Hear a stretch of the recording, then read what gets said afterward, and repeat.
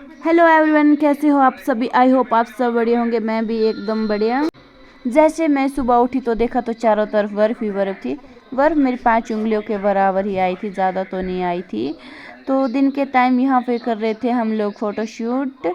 तो साइशा भी मानने का बिल्कुल भी नाम नहीं ले रही थी। इसको भी हमने बर्फ़ में थोड़ी देर घुमाने के लिए ले आए। तो उसके बाद बनाया हमने दिन को स्नोमैन। तो गाइज आप कमेंट करके बताना आप लोगों ने क्या क्या बनाया। उसके बाद थोड़ी देर खेल रही थी मैं इसके साथ। यहाँ पे लगा रहे थे हम दोनों हाथों का पंजा, जैसे हम बचपन में खेला करते थे। तो उसके बाद थोड़ी देर इसके साथ खेली। तो फ़ोन में उतनी भी बैटरी नहीं थी क्योंकि लाइट नहीं थी हमारे वहाँ।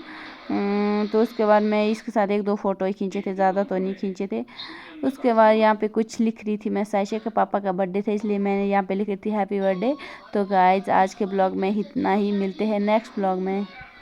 तो बाय बाय।